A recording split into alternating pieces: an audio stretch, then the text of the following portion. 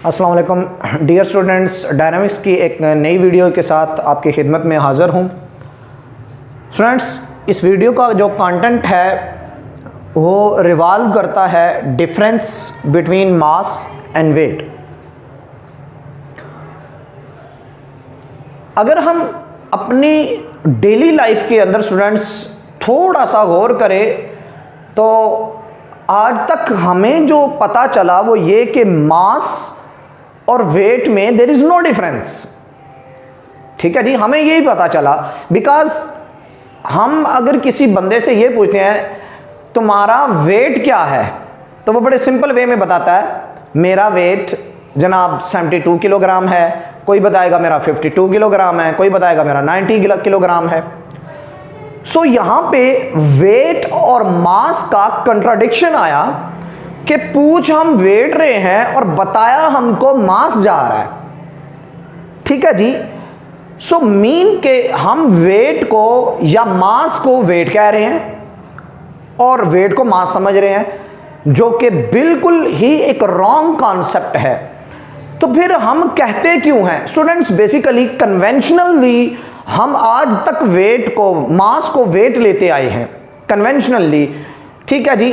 अगर हम TV shows को देखते हैं तो कहते हैं जी लाइट वेट के आज जनाब मुकाबला जात में फ़लाँ का, ठीक है जी, फ़लाँ वर्सेस फ़लाँ, यानी कि एक अगर फाइटिंग है तो एक फाइटर जी 65 कैटेगरी की फाइटिंग है तो 65 कैटेगरी की फाइटिंग, तो 65 किलोग्राम हम कहते हैं कि ये लाइट वेट है, लाइट वेट या हैवी वेट कह देते हैं। सो यहाँ पे हम वेट का कॉन्सेप्ट यूज़ कर रहे हैं, जो कि मैंने बताया कन्वेंशनली तो ठीक है, but there are lot of the differences, much more difference है। ठीक है जी, ज़मीन और आसमान का फ़र्क है दोनों के अंदर, बिल्कुल ही क्वांटिटीज ही डिफरेंट हैं मास और wait.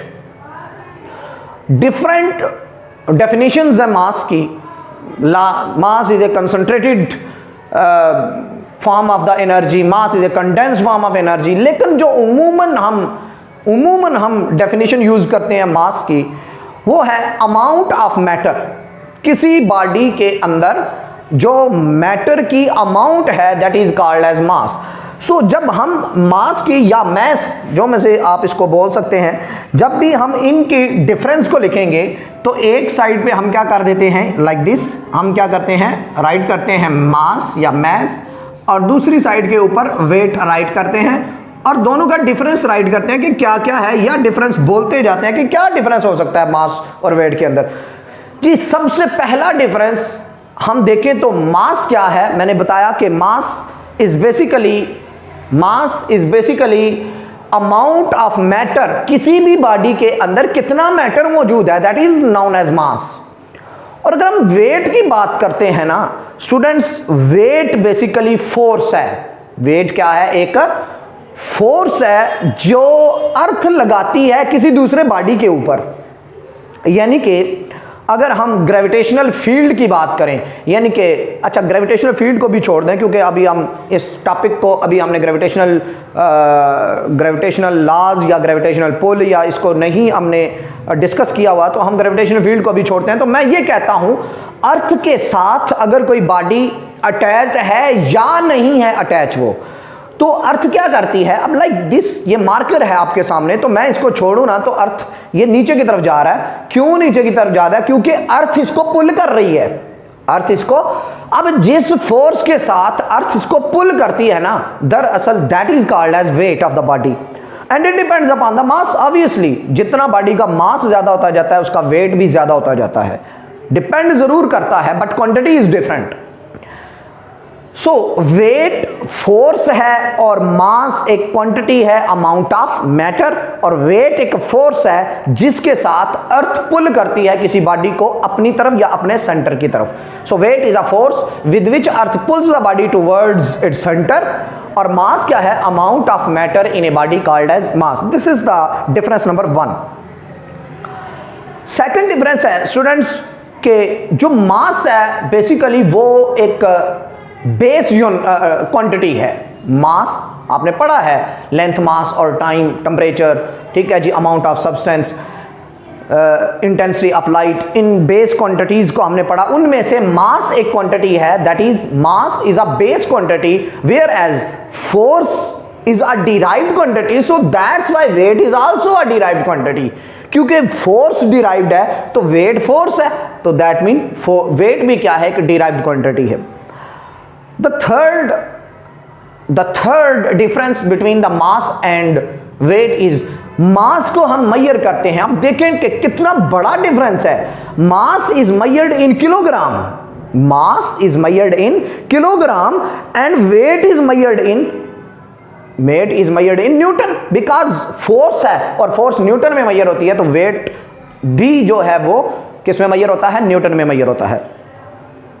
Mass is measured in kilogram and weight is measured in Newton.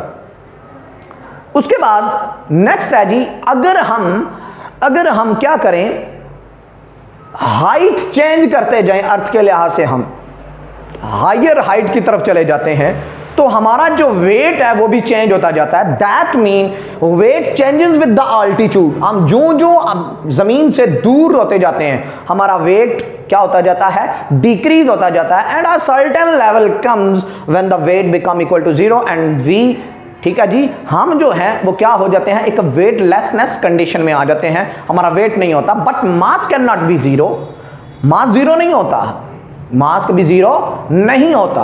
हाँ, हम बात करें तो वो रिलेटिव कॉन्सेप्ट्स की बात करें तो वो और है, वहाँ पे भी मास जीरो नहीं होता, बट ऑब्वियसली चेंज जरूर होता है। बट यहाँ पे हम जो बात कर रहे हैं, मास, जमीन के ऊपर मास चेंज नहीं हो रहा, लेकिन जो हम ऊपर की तरफ जाते हैं वेट जरूर चेंज होता है, वेट लेसनेस कंडीशन भी यहाँ पे आ जाती है, बट मास लेस नहीं।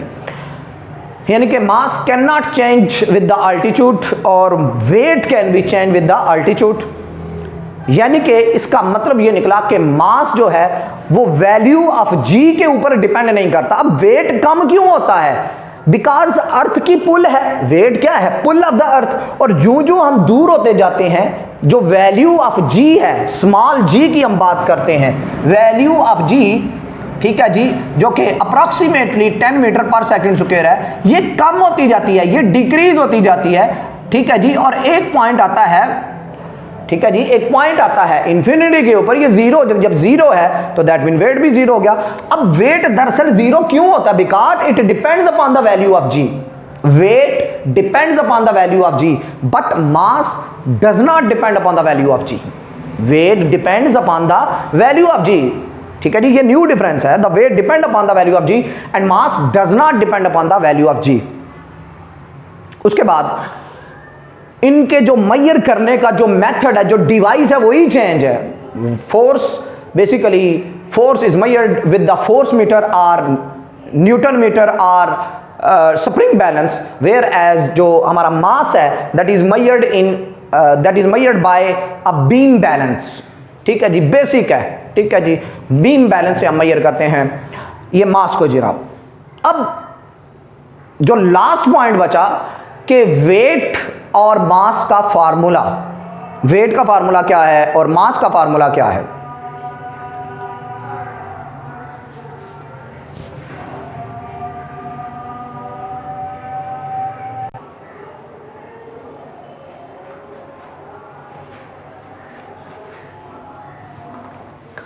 सो according to the Newton second law of motion, हम जानते हैं कि F इज इक्वल टू क्या होता है, ma।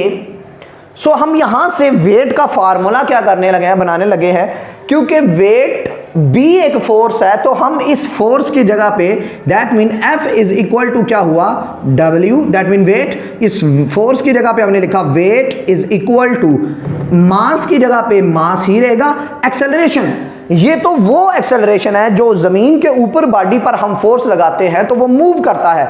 लेकिन अगर बॉडी वर्टिकली अपवर्ड और वर्टिकली डाउनवर्ड मूव करता है, दैट मीन अर्थ जब किसी बॉडी को पुल करती है तो उस वक्त जो एक्सेलरेशन पैदा होता है, आप सब जानते हैं वो क्या है, वो ग्रेविटेशनल एक्सेलरेशन है, जो कि क्या है, g is equal to 10 meter पर सेकंड स्क्वायर। तो इस एक्सेलरेशन की जगह पे हम क्या पुट करेंगे, वैल्यू ऑफ g, यानी कि g पुट कर दिया हमने, तो W is equal to mg is the formula of the weight, W is equal to mg is the formula of the weight.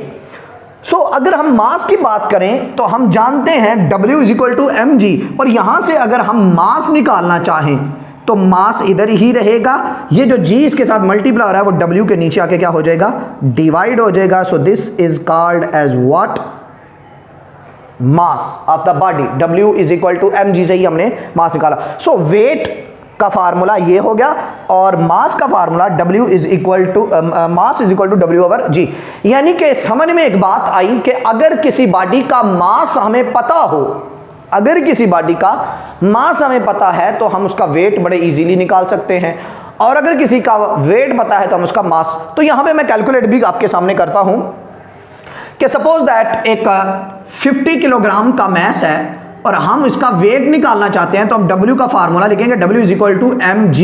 So mass कितना है हमें पता है, मास इस वक्त 50 किलोग्राम है और G की वैल्यू आपके लिए 10 मीटर पर सेकंड स्क्वायर, 10 को जब 50 से मल्टीप्लाई करेंगे आ जाएगा 500 न्यूटन इज द वेट, क्योंकि वेट का यूनिट न्यूटन है तो हमने W is equal to 500 newton. अच्छा, इससे भी सिंपलिसिटी में बात करूं तो जर्नल अगर आपको पता करना है तो जब भी आपके पास कोई मास आओ, कोई भी मास है, 10 kilogram, 50 kilogram, 90 kilogram, 30 kilogram, 80 kilogram, 85 kilogram, अगर आपने इसका वेट निकालना है तो आपने जस्ट इसको 10 से मल्टीप्लाई करना है, और अगर वो पॉइंट में नहीं है, एक डेसिमल पॉइंट नहीं है, यानी कि उसके अंदर डेसिमल नहीं है, तो आपने जस्ट वो जीरो उठा के, यानी कि जस्ट ये देखें 50 था तो मैंने जीरो उठा के इसके साथ लगा दिया, 500 न्यूटन बन गया। तो इसी तरीके से अगर आपके पास वेट दिया गया है 500 न्यूटन दिया गया है और आपने मास फाइंड करना है, आपने उस G की वैल्यू यानी कि 10 से उसको क्या कर देना, डिवाइड कर देना, आपके पास मास आ जाएगा। ठीक है जी, 720 Newton wait of the body है, तो अगर आप इसका मास निकालना चाहते हैं तो 7W mass is equal to W over G आएगा, mass is equal to W over G।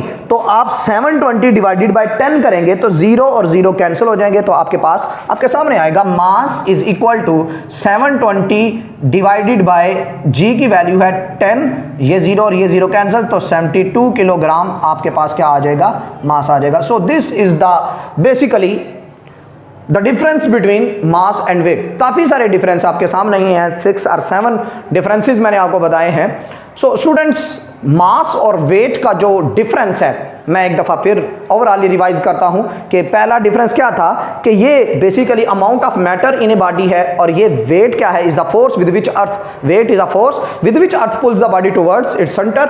उसके बाद जो मास है, mass is basically measured in kilogram, whereas जो वेट है it is measured in newton. ये डिपेंड करता है वैल्यू ऑफ G के ऊपर, वेट वैल्यू ऑफ G के ऊपर डिपेंड करता है, mass does not depend upon the value of G। Mass जो है वो डिपेंड G पर नहीं करता। अच्छा, दूसरा है कि मास जो है वो हाइट की तरफ जाता है, जब बॉडी हाइट की तरफ जाता है तो मास चेंज नहीं होता, mass does not change with the height या with the altitude, whereas weight changes with the altitude, weight changes with the altitude. उसके बाद जो वेट का फार्मूला है वो है W is equal to mg, और वेयर एज मास का जो फार्मूला है वो W ओवर G है। इसके बाद जो लास्ट पॉइंट है वो है मास को हम बीम बैलेंस से मेजर करते हैं और वेट को हम क्या करते हैं, वो हम स्प्रिंग बैलेंस से मेजर करते हैं। So this is the topic of difference between the mass and weight, जो कि काफ़ी ज़्यादा डिफरेंस है, तो आप इस चीज़ को समझें। ठीक है जी, कन्वेंशनली बेशक हम वेट को मास ही लेते हैं, but actually they both are different quantities. Hope so students, आपको ये लेक्चर आपने लाइक किया होगा। नए लेक्चर तक के लिए अल्लाह हाफिज़।